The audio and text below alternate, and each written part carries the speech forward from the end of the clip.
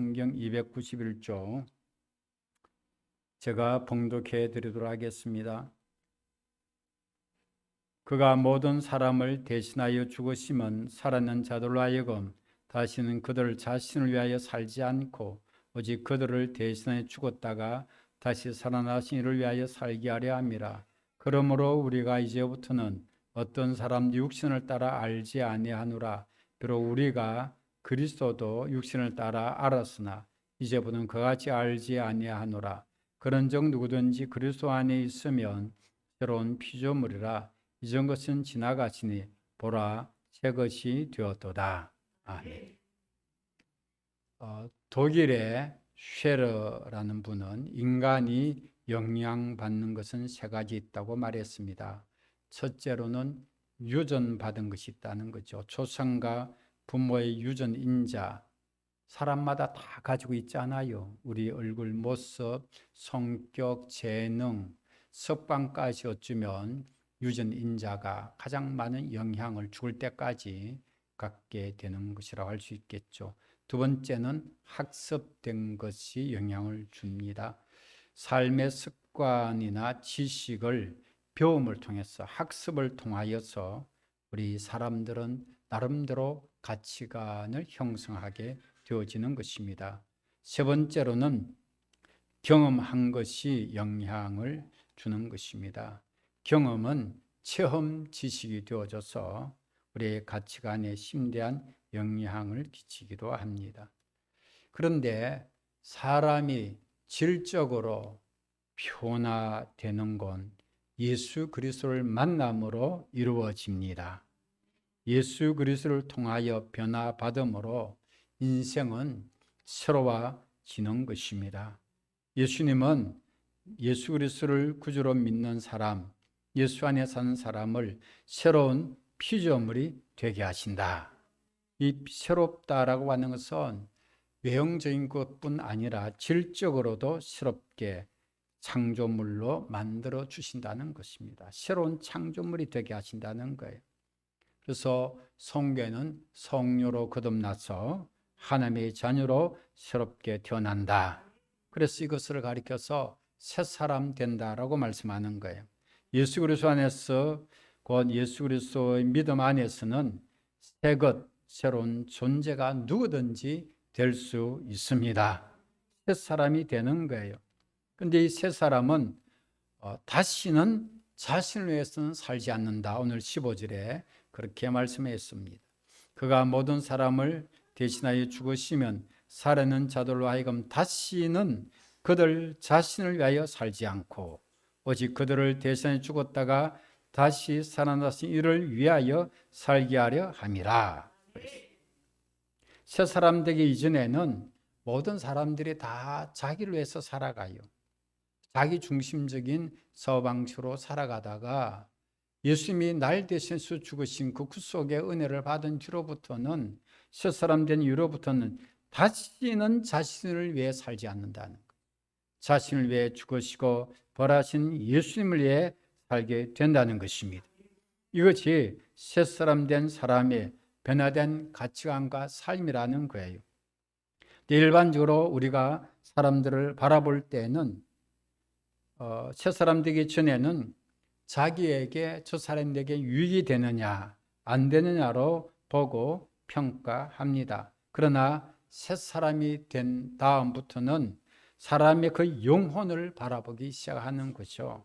그 영혼을 사랑하고 그 영혼을 불쌍히 여기는 것입니다. 이것이 차이점이 큰 거예요. 내 이익에 따라서 사람을 보고 평가하는 것이 전혀 아닌 거예요. 영혼을 생각을 하게 되어지는 거죠.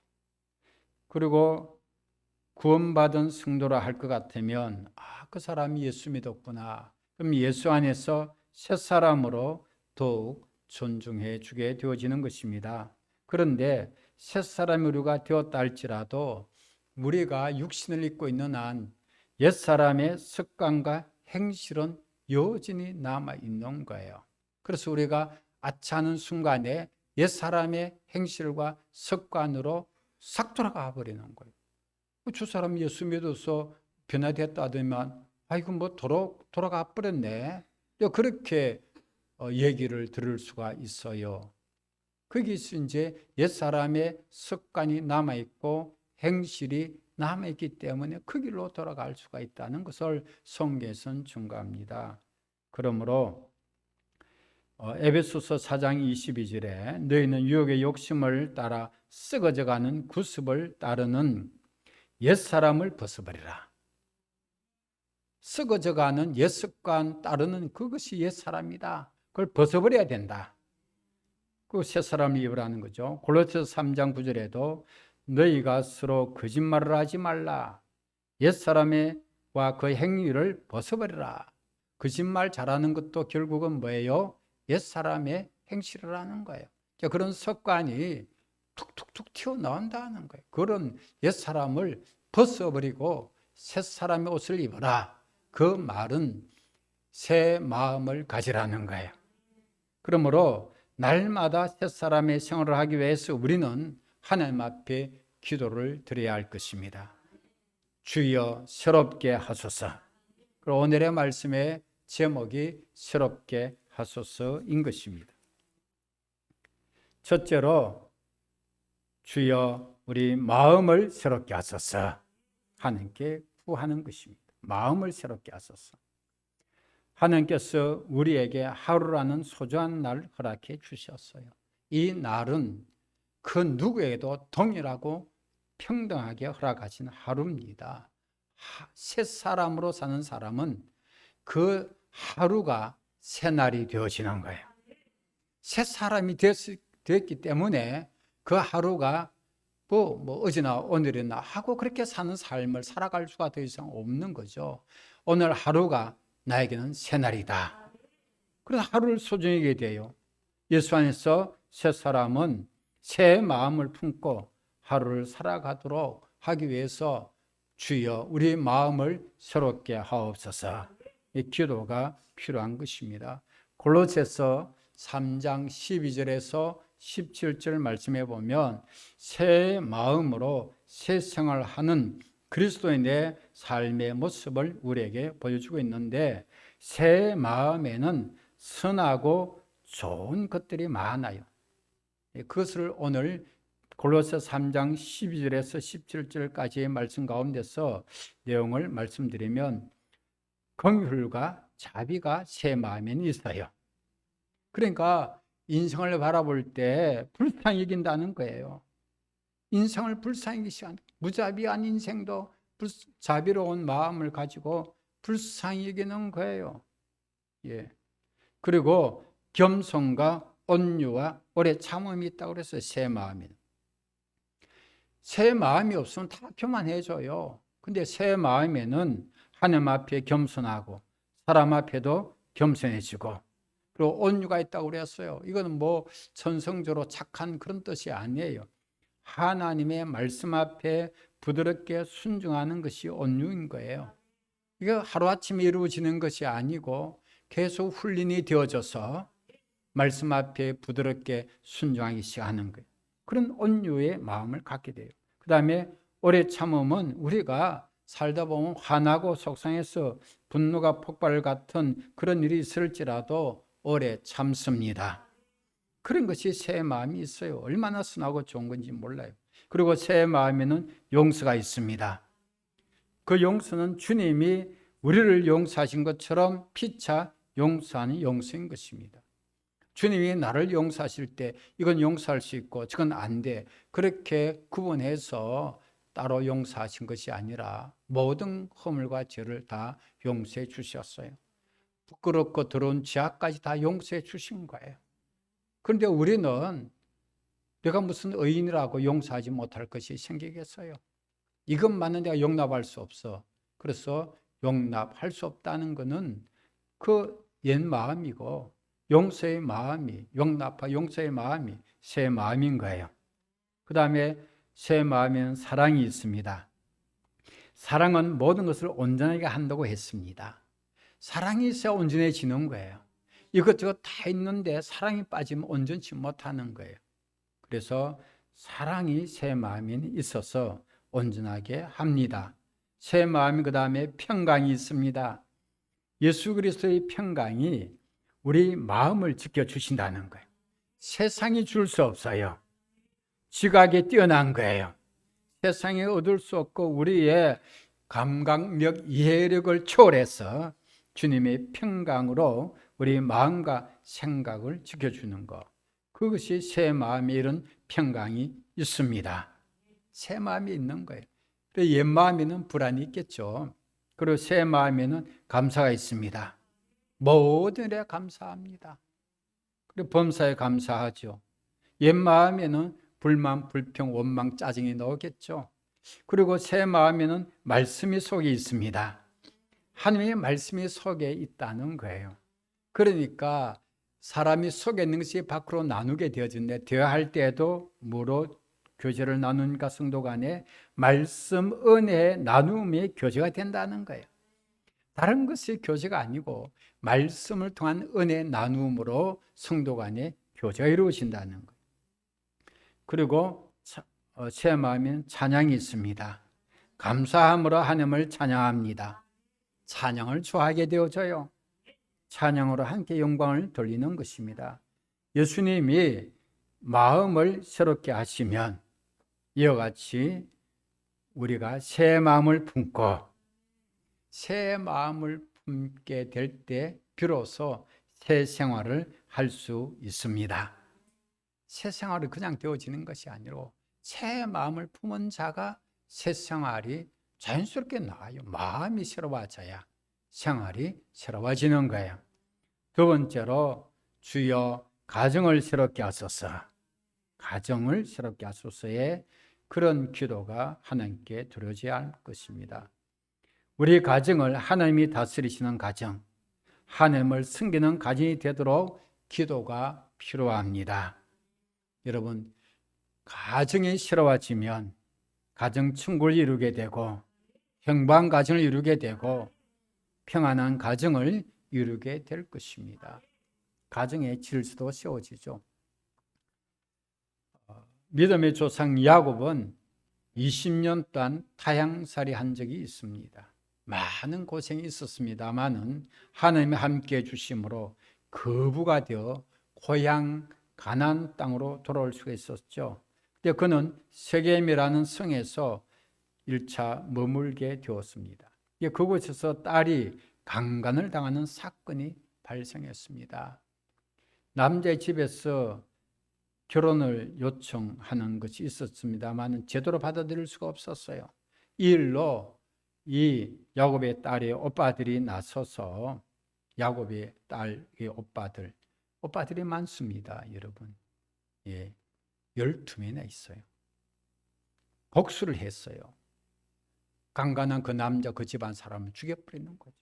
그러자 세겜 사람들이 어디서 그 굴러온 돌 같은 가족들이 말이지 이런 일을 벌이느냐 해서 야곱의 가족을 몰살시키려고 작정했습니다.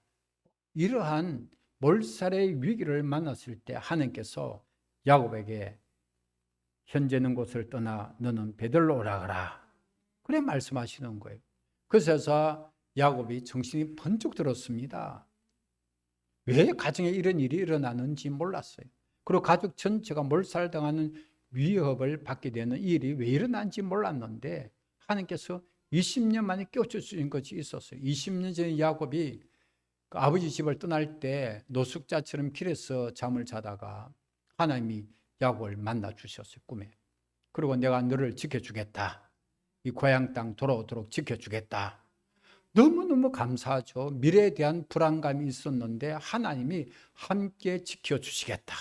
고향 땅 밟도록 도와주겠다.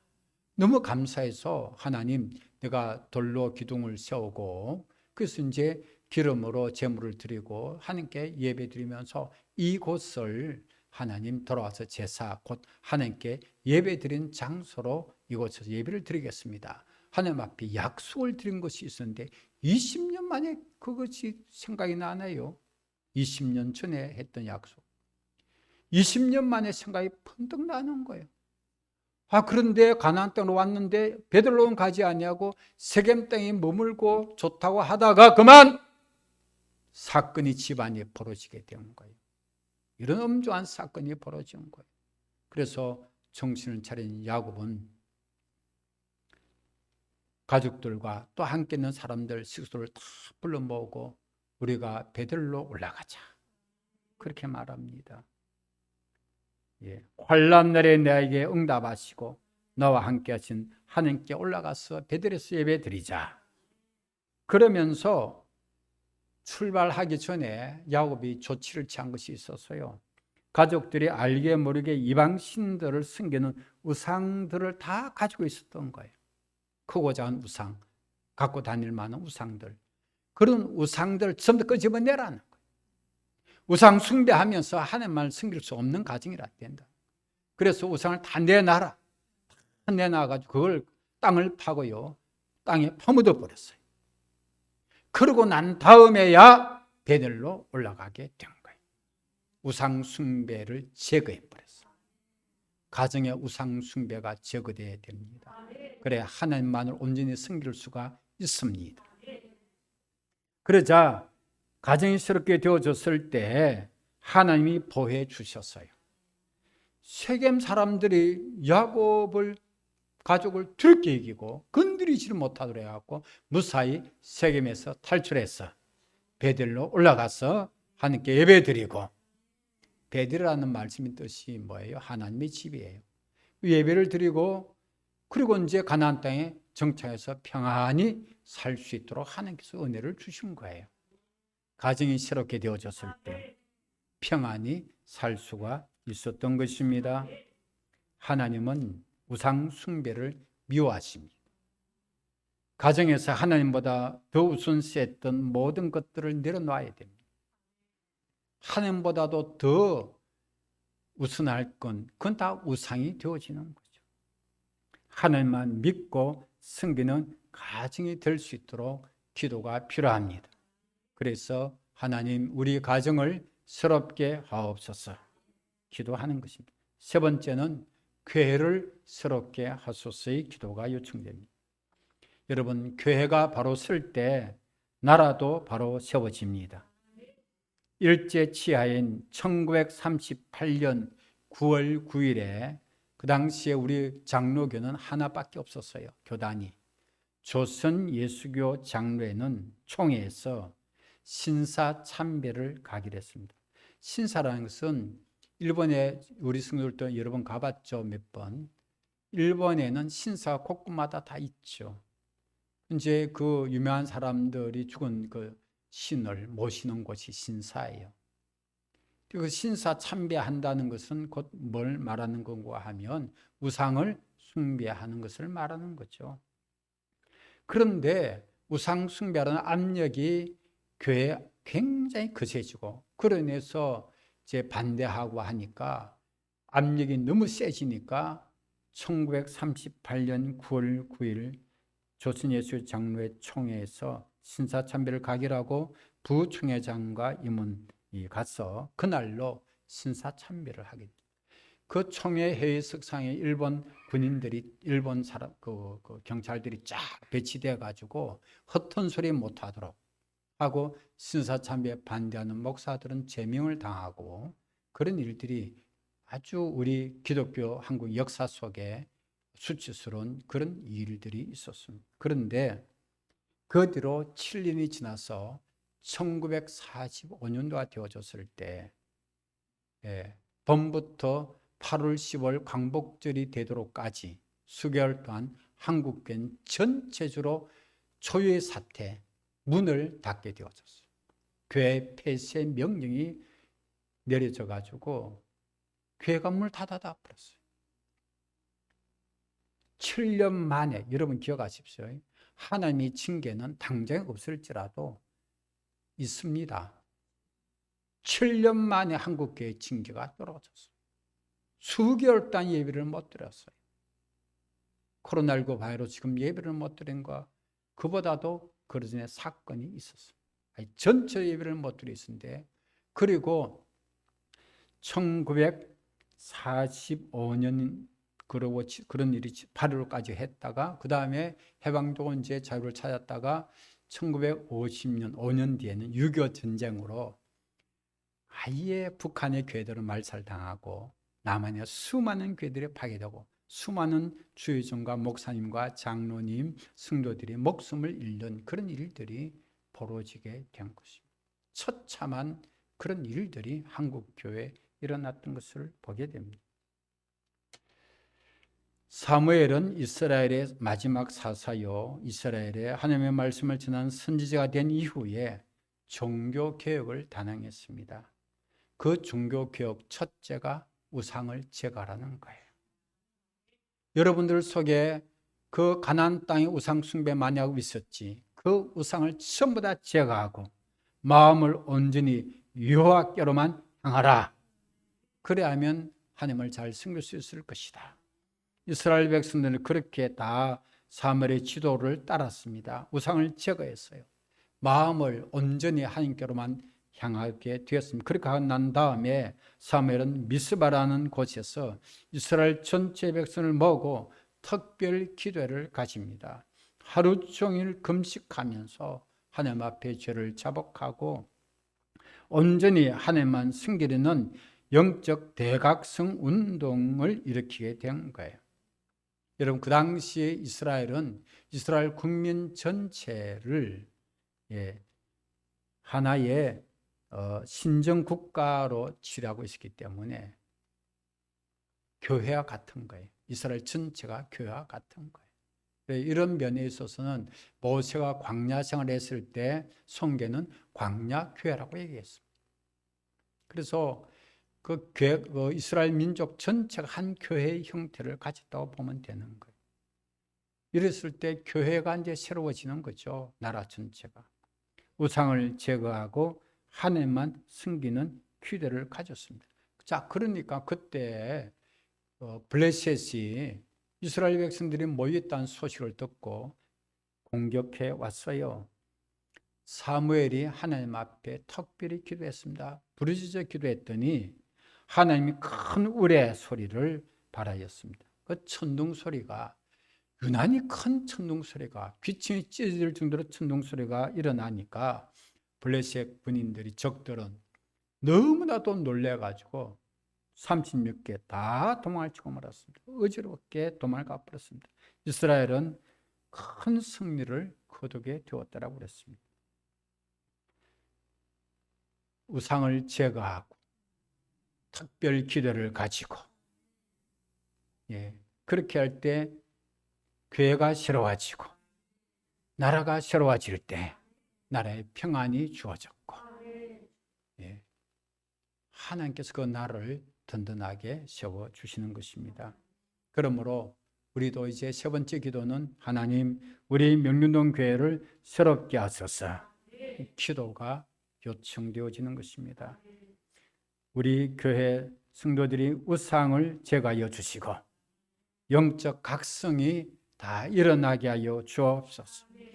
먼지된 자들이 영적 각성이 일어나면 분별이 있고 열심 있는 일꾼이 될 것이고 나중된 분들이 영적 각성이 일어나면 먼지 될 것이고 그렇게 해서 영적 각성이 일어날 때 교회가 새로워지는 것입니다. 하나님 한국 교회를 새롭게 하옵소서. 한국 교회가 새로워져야 한국 교회가 살아나야 건강해야 우리나라가 살아납니다. 우리나라가 건강해집니다. 미래 세대에 희망이 주어질 것입니다. 우리가 먼저는 우리들에게 이런 책임이 있기 때문에 주여 새롭게 하소서의 기도는 우리의 필수적인 기도의 제목이 될 수 있습니다. 사람이 망가뜨린 모든 것들 죄로 말미암아 사람이 망가졌어요. 하나님 형상까지. 하나님은 새롭게 하십니다. 예수 그리스도를 통하여 우리를 새롭게 하시는 거예요. 구원의 은혜를 베풀어 주셔서 사람을 새 사람 되게 해주셨으니 이제 우리들은 날마다 새로운 마음으로 세상을 할 수 있기를 원합니다. 하나님은요 세상 끝까지 만물을 새롭게 하시는 일이 있습니다. 요한계시록 21장 5절에 보좌에 앉으신 이가 이르시되 보라 내가 만물을 새롭게 하노라 하시고 또 이르시되 이 말은 참되니 신실하고 기록하라 하시더라. 그랬어요. 마지막 세상에요, 이 세상 그대로 한 내버려 두지를 아니하세요. 사람이 다 망가뜨린 걸 죄로. 그래서 사람이 새로워지면 만물도 새로워지게 되어지고, 사람이 새로워지면 환경이 좋아지게 되어지고, 사람이 새로워지지 아니하기 때문에 환경이 엉망이 되어버리고 삶이 엉망이 되어버리는 거예요. 주님께서 우리에게 먼저 우리를 새롭게 하셔서 기도가 요청되는 것을 알 수 있습니다. 기도드립니다. 하나님이여, 우리를 새롭게 하옵소서. 우리 마음을 새롭게 하시고, 우리 가정을 새롭게 하시고, 우리 교회를 새롭게 하시고, 한국 교회를 새롭게 하여 주옵소서. 그래하면 미래의 희망이 있겠나이다. 새로운 마음으로 세상을 하고 새로운 변화된 환경들로 미래 세대까지 안전하고 평화롭게 복되게 살 수 있겠나이다. 주님 오신 그날까지 새 사람으로 새 마음으로 새롭게 살아가는 우리 성도들 되게 하여 주옵소서. 예수님의 이름으로 기도하옵나이다. 아멘. 찬송가